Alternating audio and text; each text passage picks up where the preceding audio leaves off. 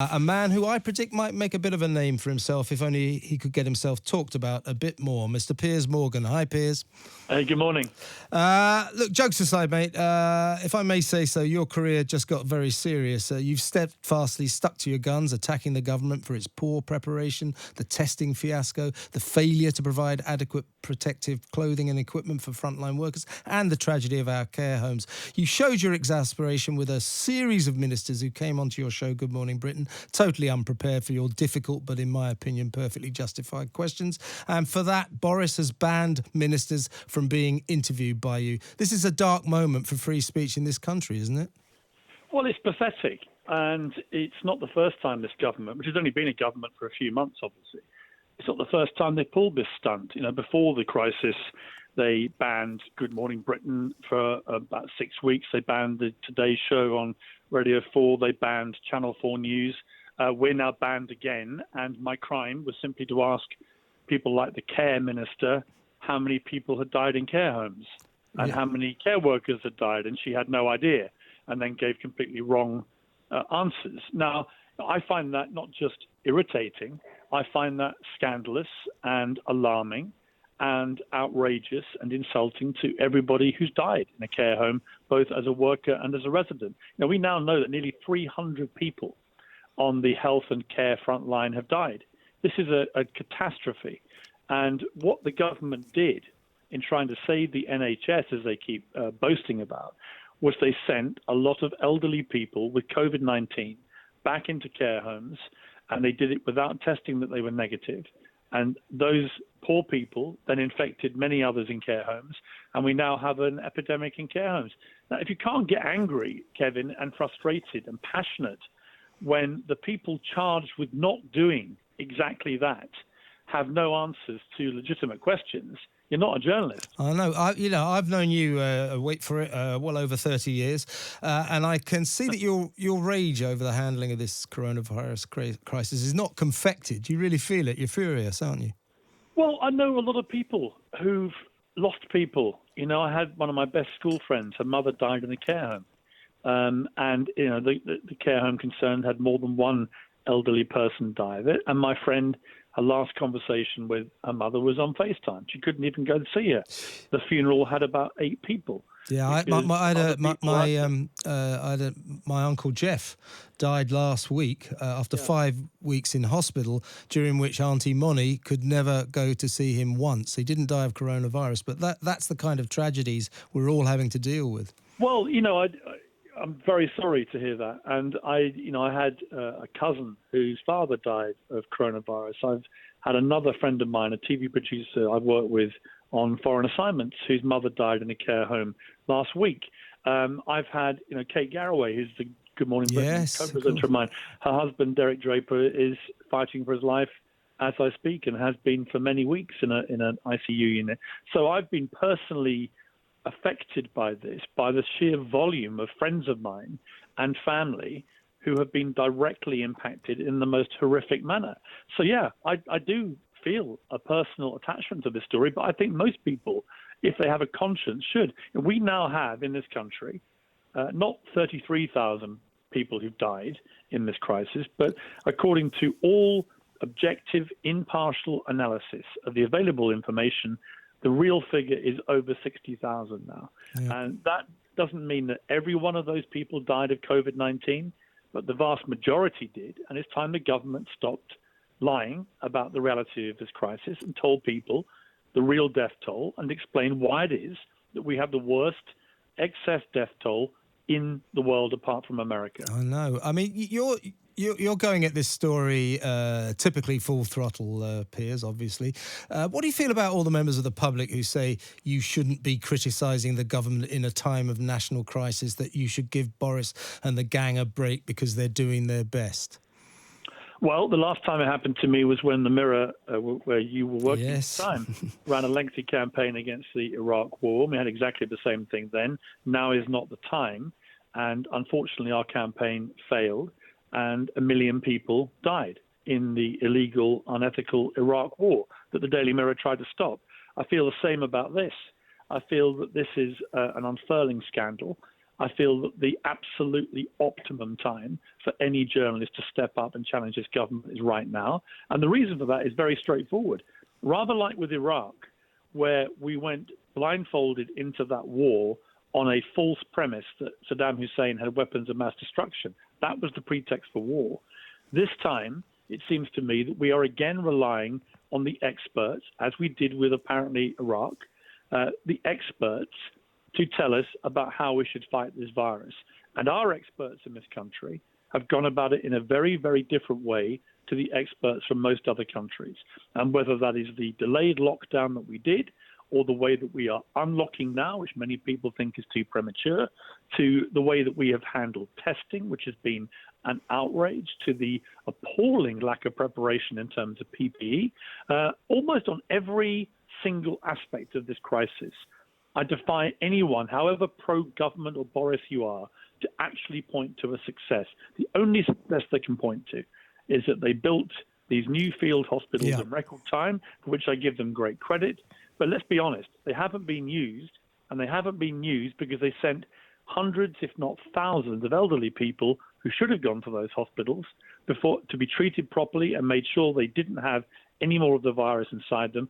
Instead, they sent them all back to the care homes. I read 15,000 may have been sent back. That's a terrible story, isn't it? Epidemic we have now, and it's Kevin, it's a grotesque scandal. It is, yeah. If you've lost a grandparent, a parent, an aunt, an uncle, these are real people. These are not statistics. Yeah. Listen, do you have any regrets that your devotion to covering this story without fear or favour, it's an enormous story, biggest story since 9/11, and bigger than that. It's cost you the friendship of President Donald Trump, who, horror of horrors, has stopped following you on Twitter, and, of course, his lordship, Alan Sugar, who seems to think you should stop asking awkward questions. What is it with you and Apprentice stars? You're not going on Celebrity Apprentice on either side of the Atlantic anymore, are you? Well, Trump is the only one I care about. He's someone I've known a long time. I've been good friends with him. I've always tried to be fair and balanced with him and not hysterical on either side, which unfortunately is the new tribal way that everybody has to be in a tribe and then they have to hate everything about something or love everything about it. I've always tried to be fair with Trump. I've written over 100 columns about him. At least half of them have been critical. So it's not like I've just been sitting there pumping out Trump propaganda. Far from it. On this, I have found throughout this crisis, I've written 7 columns, I think now. They've all been extremely critical. And the last one was savage in his criticism because it was the day that he had decided that people should use detergent to try and cure it by drinking detergent. And, you laugh and people were laughing and the memes did the rounds on Twitter. But actually people went out in America and they used detergent. And the number of people that were calling state medical emergency hotlines having used detergent rose significantly after he said that. So the words of leaders have real consequence. Absolutely. And I think that Trump, unfortunately, rather like Boris Johnson, you've got 2 populist leaders who got in by being very different to conventional politicians, by having very colourful private lives, by having very colourful rhetoric, shooting from the hip, not known as great detail guys, but it didn't matter because they had tub-thumping positivity. They would get things done. Well, what we've discovered in this crisis is that is, in fact, the worst type of leader, because actually what you want is an Angela Merkel, somebody quite dull, fastidious, forensic, used to be a physicist herself, who realized very early on, you've got to get on top of this thing. Jacinda Ardern in New Zealand, the same, basically locked down New Zealand the way that we could have done. We're an island. If you look around the world, many of the female leaders, interestingly, who are not populist in their style, but are much more perhaps calm, forensic, thoughtful, have, it seems to me, and it's still early, there may be a different day of reckoning to come at the end of all this. But as we sit here, the countries that got on top of it were countries that took strong action, decisively recognized the threat. Boris Johnson and Donald Trump did not. Yeah, these strange number 10 briefing sessions that I think you're banned from. Lucky you. They're not even worth watching anymore. Some of these experts they keep plonking either side of the minister of the day. Come the public inquiry, and there will be a public inquiry about this, they might not have such a comfortable time. We're being lectured to by people who I don't think have been particularly impressive in this crisis. Well, Jeremy Hunt, the former health secretary, said this week that, in his opinion, the scientific advice given to the government from the start of this crisis has been the worst in modern times. He's a former health secretary. Yeah, that's interesting. He's talking about his own government and the SAGE group that gave the advice. And the reason he said that was that they treated it from the start like a normal flu pandemic, even though the Far Eastern countries, South Korea and China and others, had immediately realized it was more like a SARS coronavirus, had treated it like a coronavirus. And they're two different animals. This is not normal flu. This is far more transmissible. It's far faster. It's far more deadly for those who get it badly. And we pursued a policy of herd immunity for weeks. Mm-hmm. And that was what you do when you have a regular flu. And Jeremy Hunt said it is basically a scandal. And that when we come to analyze all this, clearly the policy that we pursued of herd immunity was a deadly one. And that's why we now have the worst death toll in Europe and the second worst in the world. So I watched Jenny Harris, who's the Deputy Chief Medical Officer, yesterday. And I have a particular issue with her. This is the woman. I don't think she's having a good war. I really don't. Well, she's on record as saying at the time of the Cheltenham Festival that mass gatherings were fine. There was no problem with having them. We know what a disaster that has now turned out to be. You know, she's on record as saying that testing was inappropriate, not an appropriate action in the middle of March. So we stopped testing at an absolutely crucial time when the World Health Organization was saying repeatedly, test. And now she's saying that we shouldn't, overstate the importance of the R factor when it comes to infection rates. I don't know how this woman got to be Deputy Chief Medical Director of this country, but on almost every single pronouncement she's made, so far she's been proven completely wrong. And yet the government continues to say, every one of their ministers, this is why I kept haranguing them, they would buck past every difficult follow the science, follow the science. Following the science, we're guided by the science. Well, if you're guided by people that are making catastrophic mistakes, there comes a point when you have to stop following this science. Yeah, there were two things about that. I mean, I think the follow the science is a politician basically saying, don't blame me, it was somebody else's idea. And secondly, this whole thing, we need to recalibrate our approach to experts, because people say, oh, you must listen to the experts. It's ridiculous not to listen to the experts. Well, on any given issue, I can find you two experts with polar opposite opinions. Which expert am I supposed to believe? Well, that's the point. I mean, the point of experts is they do disagree with each other about almost everything. Scientists around the world have disagreed, but what's been most interesting and disturbing for me on this is that most of the rest of the world's scientists seem to have a consensus view about how you tackle this. Mass testing is how you get on top of this. Ours did not. They shut down mass gatherings, the other scientists around the world. We didn't. Ours knew best, apparently. Well, it turns out from the death toll that's mounting in this terrifying manner every day, that ours didn't know best. And the problem I have now, and why it's so important that people like me and you and other journalists all continue to ask tough questions of this government, is they continue to follow the science, and yet the science advice that they've been receiving has now been described by the former health secretary as the worst in modern times. It's extraordinary, isn't it? This is a serious situation, and these people are still guiding government policy. Now, listen, after you put him in his place on the telly the other day, that bullish Brexiteer Tory Andrew Bridgen told talkRADIO that he bet you would be gone from Good Morning Britain by Christmas. You challenged him to put his money where his mouth is and make it 10 grand, the winner to give the money to charity. Have you heard from him? No, of course not. No, because he's not going to take that bet, because the uncomfortable truth for people like Mr. Bridgen, who think that my challenging of the government has proved unpopular with our audience, is that this week we had the highest ratings in Good Morning Britain's history. And by comparison, BBC Breakfast has gone back to the ratings they were having before the crisis began. So to those who say that what I'm doing and what Susanna does with me in constantly challenging everything this government is doing, I say, well, the audience figures do not reflect your belief that it's unpopular with the public. In fact, quite the contrary.